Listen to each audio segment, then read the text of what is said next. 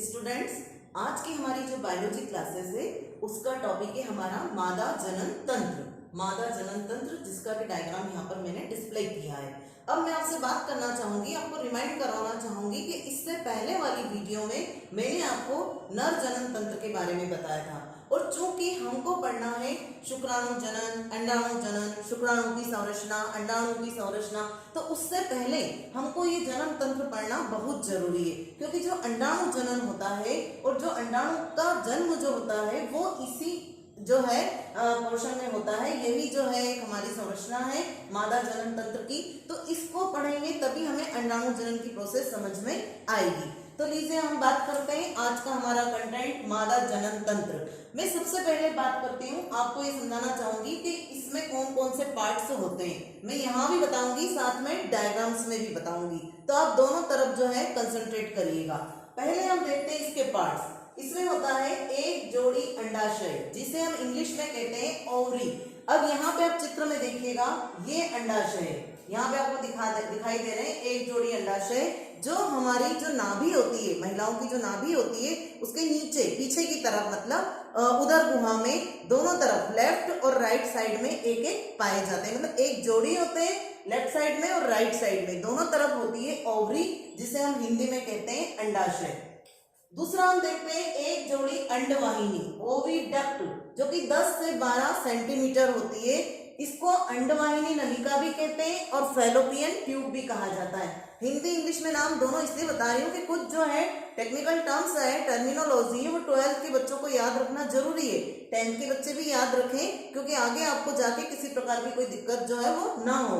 तो इसमें देखिए आप, इसी अंडाशय से दोनों तरफ दो नलिकाएं निकल रही हैं और गर्भाशय की तरफ खुलती है। ये गर्भाशय है और ये जो नलिकाएं हैं इनको कहते हैं अंडवाहिनी नलिका या ओविडक्ट, या इसको कहा जाता है फैलोपियन ट्यूब। तो ये नली यहाँ पर गर्भाशय में खुल रही है, इधर से भी ये नली जो है राइट साइड से, ये भी गर्भाशय में खुल रही है। तो लेफ्ट और राइट से दोनों तरफ से नलिकाएं आती है, और यहाँ पे क्या बताया मैंने, अंडाशय। ठीक है, अब आप यहाँ पर देखिए कि ये जो फैलोपियन ट्यूब है, अंडवाहिनी नलिका है, इसके ये जो है 3 भागों से मिलकर बनी होती है। इसके देखिए 3 भाग कौन कौन से, यहाँ पर आप देखिए एक कीप नुमा है ना, ये कीप नुमा संरचना, कीप मतलब ऐसा, ऐसी कीप नुमा संरचना, आपको ये यूं कह ले हम या ऐसे कह ले, ये कीप नुमा संरचना होती है जिसको हम कहते हैं इनफंडिबुलम।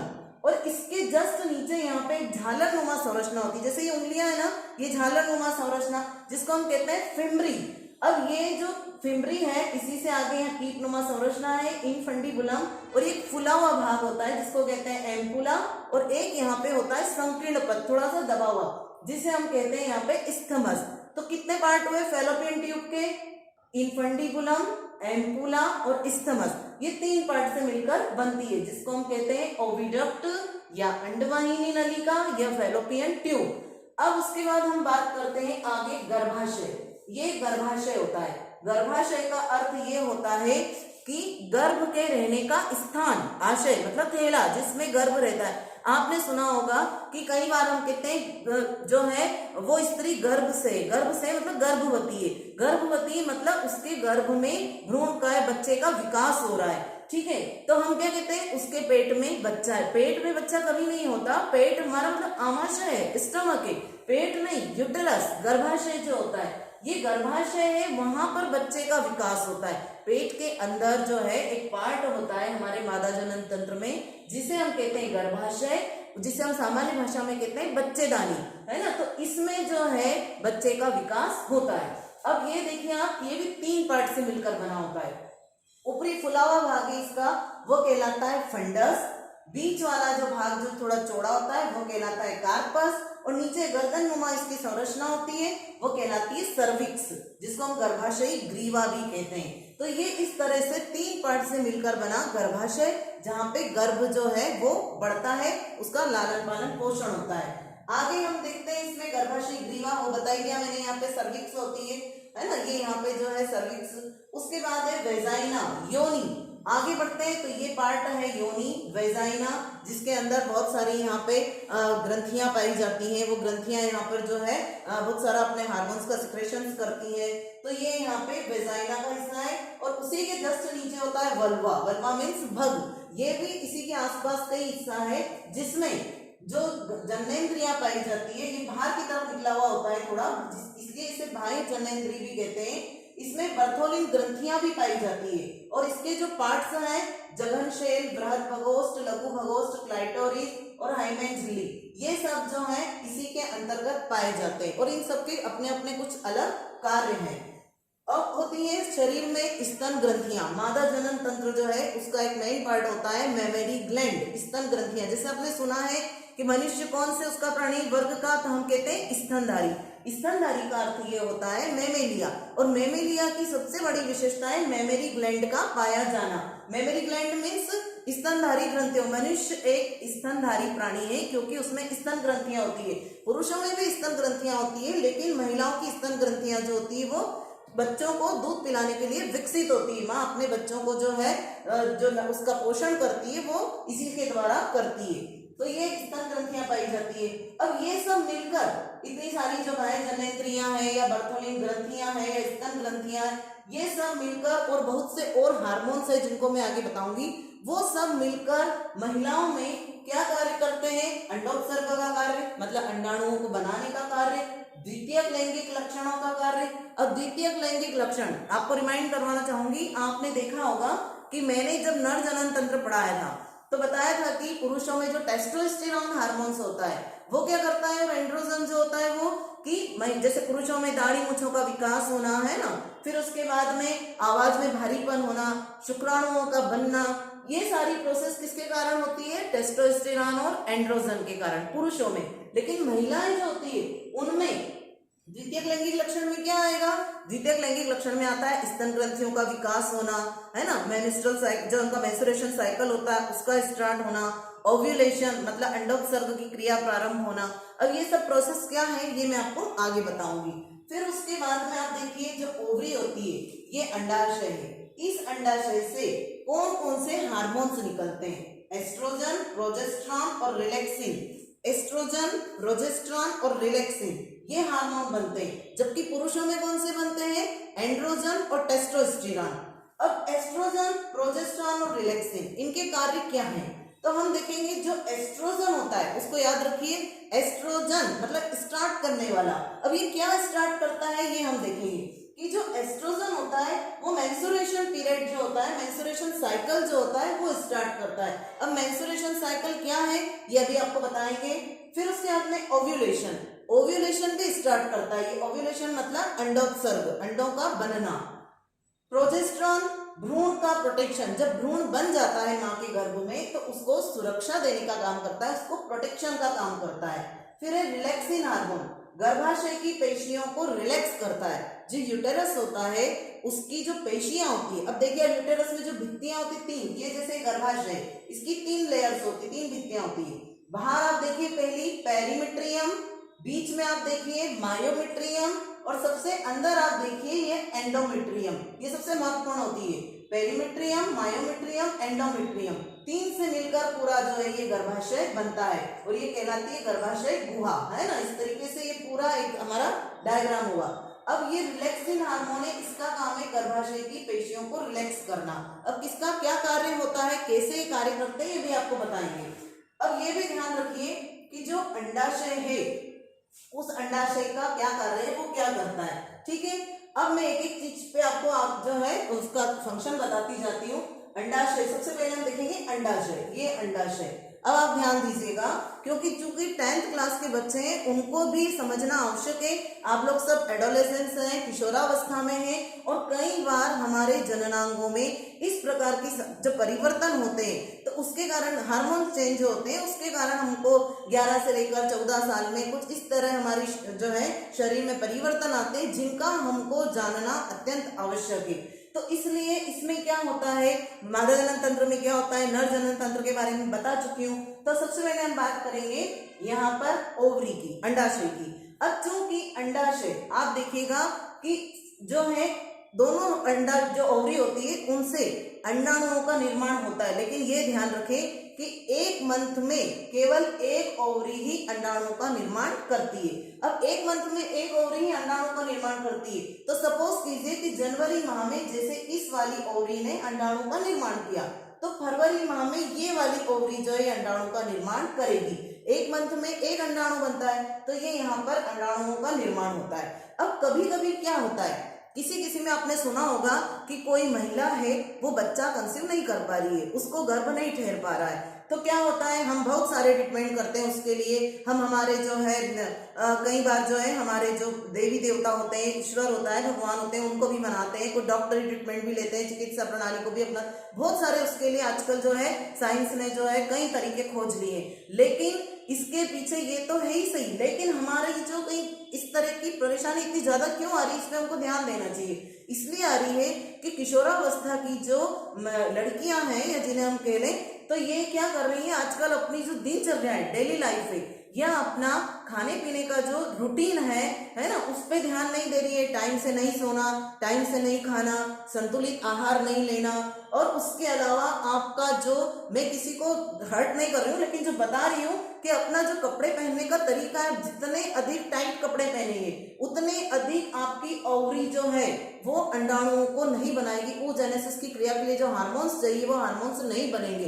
एस्ट्रोजन हुआ, प्रोजेस्टेरॉन हुआ, तो ये हार्मोन्स उतने अधिक नहीं बनते हैं। इसलिए हमें हमारे भोजन में संतुलित आहार लेना चाहिए। हमारी दिनचर्या जो है वो बिल्कुल इस तरह से नियमित होना चाहिए। कुछ उसमें योगासन है ना, एक्सरसाइज वगैरह को भी शामिल करना चाहिए। खाने पीने में भी हमको सारे पौष्टिक आहार पे विशेष ध्यान दें। तो क्या होता है, अगर इसमें अंडाणु नहीं बनते, अंडाणु नहीं बनेंगे, तो आपको इससे मालूम नहीं है कि उससे क्या होगा, निषेचन की क्रिया संभव हो ही नहीं सकती। तो उससे फिर क्या होता है कि कई बार क्या होता है, बहुत सारी समस्याएं आ जाती है, बहुत सारी बीमारियों का घर बन जाता है। तो इसलिए इसका बनाना, अंडाणुओं का बनना जरूरी है।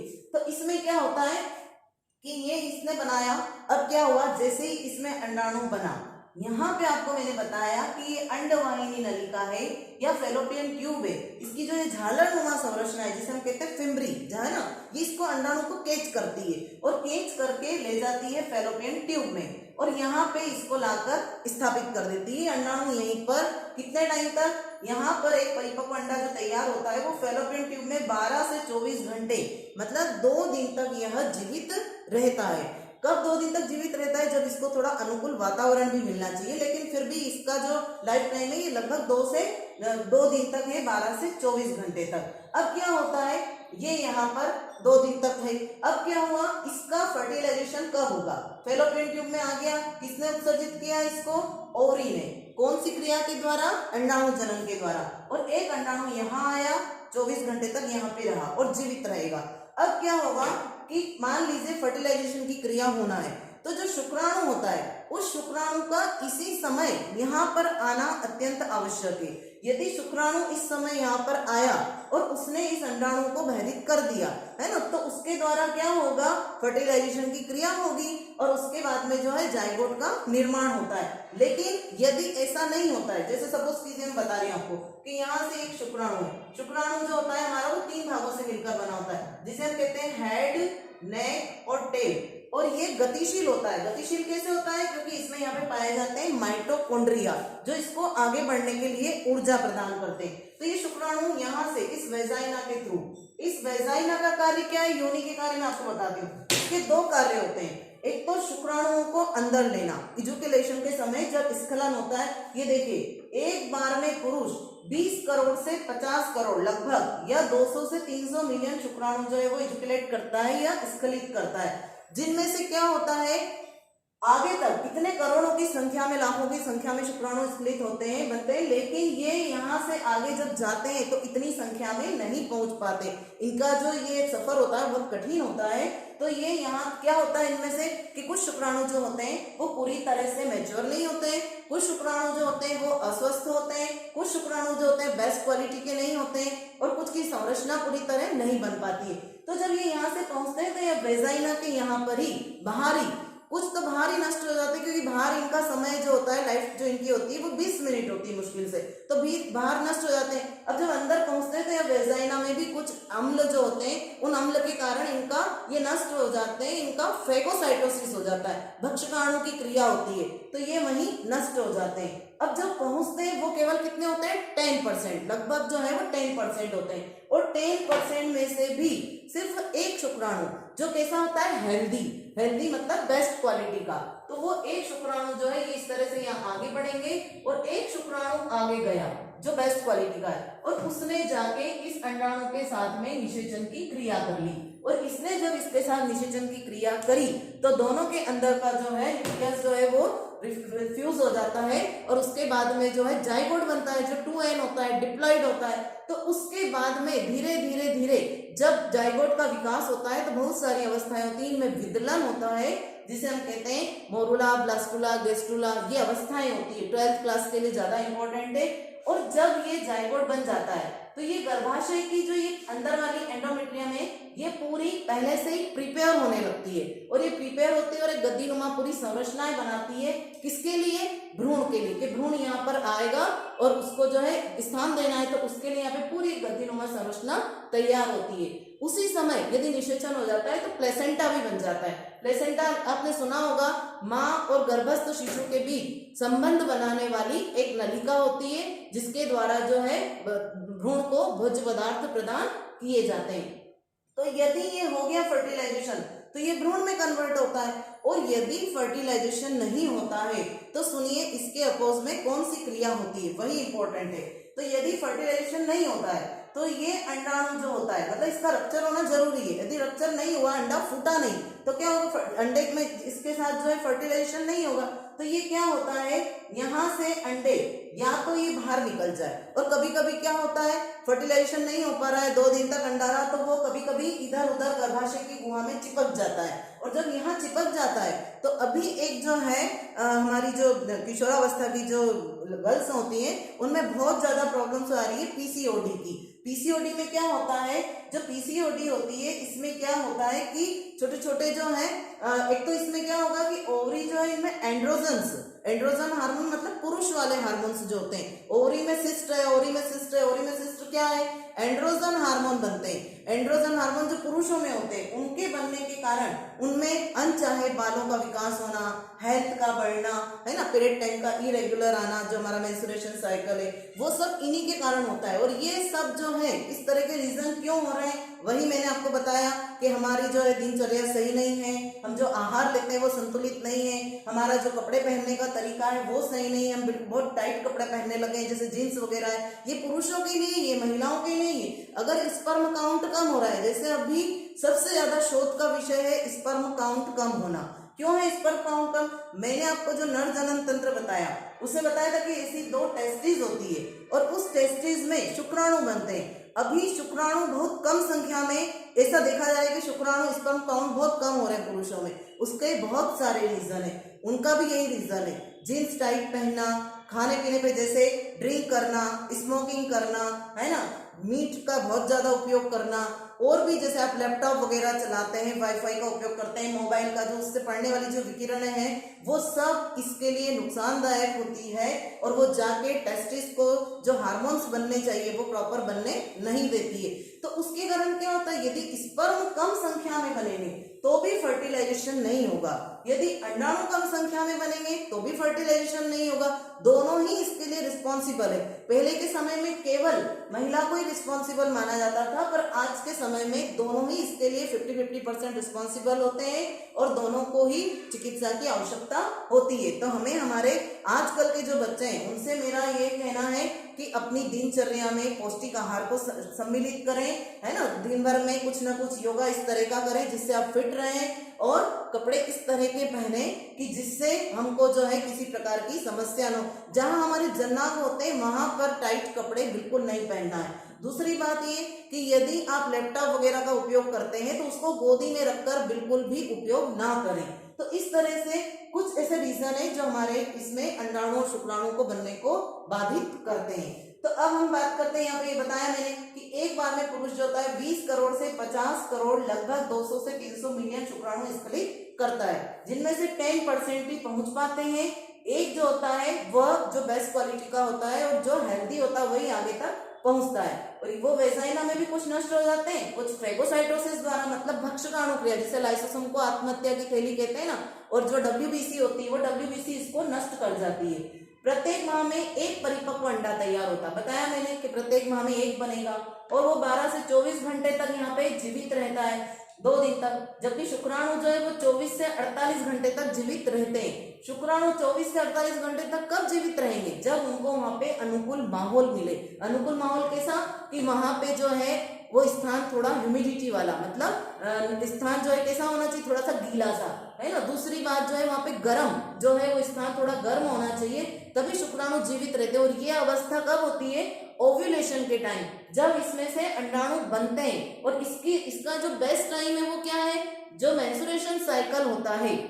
मेंस्ट्रुएशन साइकिल क्या है? बहुत से जो है बच्चे समझते होंगे, लेकिन जो नहीं समझते उनको मैं बताती हूँ कि यहाँ देखिए आप कि इसमें क्या होता है जो है इसको एक तो आप ध्यान रखिएगा, मेंस्ट्रुएशन साइकिल को आर्तव चक्र भी कहते हैं, ऋतुस्राव चक्र भी कहते हैं, और इसके अलावा इसको मासिक धर्म भी कहते हैं, है ना। तो इसमें क्या होता है? मासिक चक्र के दौरान यहाँ पे क्या होता है? रक्त का स्त्राव होता है, और हर महीने में एक प्रोसेस होती है। क्या होती है? आप देखिए यहाँ पे ये क्वेश्चन है 12th क्लास में, ऋतुस्राव चक्र, मेंस्ट्रुएशन साइकिल। यहाँ पे अंडाशय ने एक अंडाणु का निर्माण किया, फैलोपियन ट्यूब से होते हुए यहाँ आया, 2 दिन तक यहीं रहा। फर्टिलाइजेशन की क्रिया होती है तो ठीक है, अगर नहीं होती है, कोई शुक्राणु ने आकर इसको निषेचित नहीं किया तो ठीक है, ये क्या होगा? इन गर्भाशय की जो पेशियां होती है, जो इसके ऊतक होते हैं, इनके साथ में ये अंडाणु होते हुए बाहर निकल जाता है, और पूरी ये ब्लड की जो यहाँ पे पूरी रक्त कोशिकाएं थी, ये सब इससे होते हुए बाहर निकल जाती है। और ये मंथ में एक बार, जिसको हम सामान्य भाषा में माहवारी भी कहते हैं, ये एक बार हर महिला में ये प्रोसेस होती है। और कब तक होती है? 40 से 50 साल की उम्र तक। मतलब ये 13 से 14 वर्ष में या 11 से 14 वर्ष में। आजकल इतना पॉल्यूशन हो गया है, भोजन जो है हमारा संतुलित नहीं है ना, तो इसके कारण ये बहुत छोटी छोटी बच्चों में इस तरह की समस्या जो है बहुत जल्दी शुरू हो जाती है। पर ये समस्या होना बहुत जरूरी है, क्योंकि आगे जो है सब कुछ इसी के ऊपर डिपेंड रहता है। तो ये 14 वर्ष में प्रारंभ होता है और 45 से 50 में ये खत्म हो जाता है। अब ये भी जब खत्म होता है, बंद होता है, तो बहुत सारी परेशानियों के बाद ही इसका एंड होता है। और ये जब होता है तो इस अवस्था को कहते हैं मेनोपॉज। अब ये मेनोपॉज जो होती है, इस अवस्था बंद होना है, और ये जब स्टार्ट होती है तो इसमें इसको प्यूबर्टी कहते हैं। मतलब यौवन आरंभ हो गया, मतलब किशोरावस्था प्रारंभ हो गई। अब हर महीने वो गर्भावस्था के लिए तैयार है। तो पहले तो क्या होता था? छोटी छोटी बच्चियों का बाल विवाह कर दिया जाता था। तो इसलिए अगर प्यूबर्टी उनमें प्रारंभ होगी 11 से 14 वर्ष में, तो वो जो है गर्भ को धारण करने योग्य, इसलिए शादी तो कर देते थे, लेकिन बच्चियों को भेजा नहीं जाता था, इसीलिए कि ये उम्र जो है उनकी गर्भ धारण करने योग्य नहीं है। तो ये अवस्था प्यूबर्टी अवस्था कहलाती है। और बंद वाली जो होती है वो मेनोपॉज होती है। फिर उसके बाद में इस आर्तव चक्र या ऋतुस्राव चक्र में क्या होता है, ये मैंने बताया आपको कि इस तरह से प्रोसेस होती है। अब ये क्या कह रहे हैं कि इसका समय क्या है? अंडोत्सर्ग का समय क्या है? ओव्यूलेशन कब होता है कि फर्टिलाइजेशन की क्रिया पॉसिबल हो सके। क्योंकि ये जो मेरी वीडियो है सारी 12th क्लास की बच्चियां भी देख रही हैं, तो मैं उनके लिए विशेष समझाना चाहूंगी कि आप इस मादा जनन तंत्र को बहुत अच्छे से समझें। हमको हमारे शरीर के बारे में जानकारी होना अत्यंत आवश्यक है, और बच्चे भी, जो हमारे जो बॉयज हैं, वो भी इसको समझने का प्रयास करें। क्योंकि कई बार कई क्षेत्रों में ऐसा होता है कि किसी तरह की कोई साइंटिफिक रीजन होते हुए भी हम क्या करते हैं, पूरा का पूरा जो है दोषारोपण महिलाओं के ऊपर करते हैं, लेकिन ऐसा नहीं है। ये शरीर में होने वाली क्रियाएं हैं और सबके पीछे साइंस है।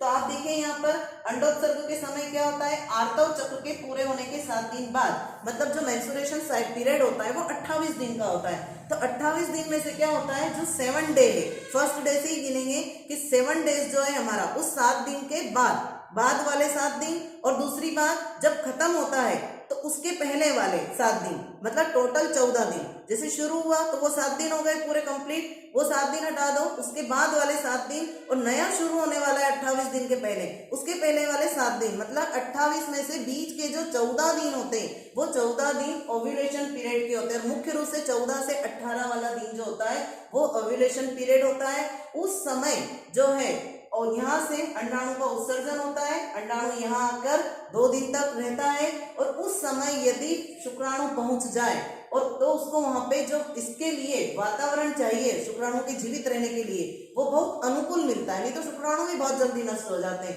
तो ये अनुकूल वातावरण के कारण यहाँ पे फर्टिलाइजेशन की जो है क्रिया जो होती है वो पॉसिबल हो जाती है। तो ये इसकी समस्या होगी नहीं। दूसरा, इससे संबंधित कुछ बीमारी होती है जिसे हम कहते हैं एसटीडी, हमारे जननांगों से संबंधित बहुत सारी बीमारियां होती है, पुरुषों में भी होती है और महिलाओं में भी होती है, जिन्हें हम कहते हैं sexual transmitted disease, STD. STD sexual transmitted disease मतलब यौन संक्रमित रोग, है ना, जननांगों के द्वारा होने वाले रोग। तो जैसे एक सबसे अच्छा एग्जांपल इसका एड्स है, और भी है जेनेटल हर्प है, हर्पिस है।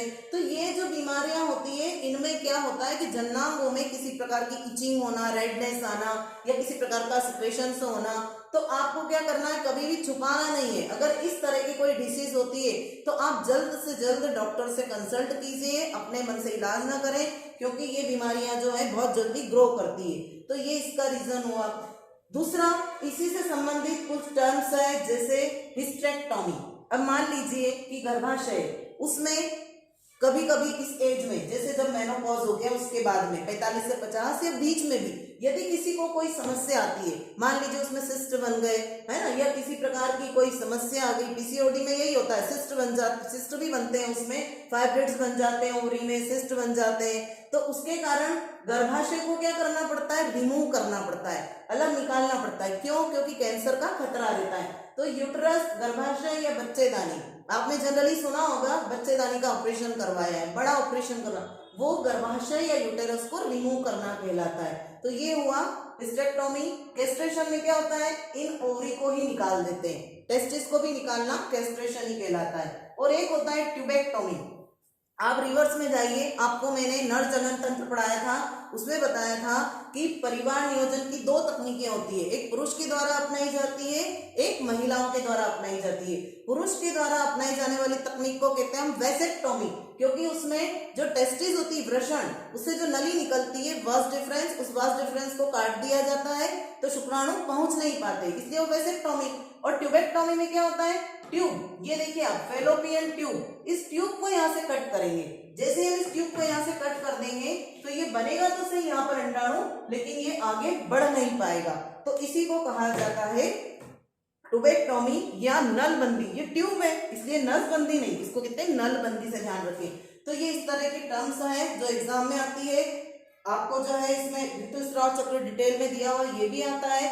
निषेचन की क्रिया आती है कि निषेचन क्या होता है, नर युग्मक और मादा युग्मकों का मिलना जो है वो निषेचन कहलाता है ना। और उसके अलावा इसके पार्ट्स आते हैं, और ये यहाँ पर जो है ये हार्मोन्स के नाम पूछे जाते हैं, ऑब्जेक्टिव में आता है इनके बारे में। अब ये जो इतनी सारी प्रोसेस है, इतना जो डायग्राम है, इसको हमारे यहाँ के जो बच्चों से मैंने एक चार्ट में या मॉडल में इसमें बनवाया है। आप देखिए, ये बच्चे जो हैं हमारे शासकीय बालक उमावी क्रमांक 2 के बच्चे हैं, उनके द्वारा यह बनाया गया है।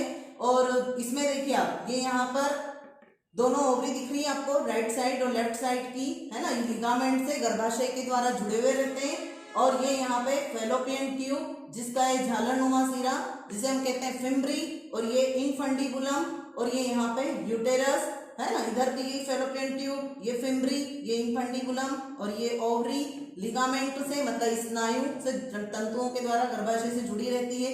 और यही यहाँ पे ग्रीवानाल सर्विक्स जिसे हम कहते हैं, और ये वेजाइना। और यहाँ पर इसकी वही बाहरी दोनों भित्तियां, पेरीमेट्रियम, बीच वाली जो है वो मायोमेट्रियम, और अंदर वाली जो है वो एंडोमेट्रियम। ये 3 प्रकार की इसकी भित्तियां होती है।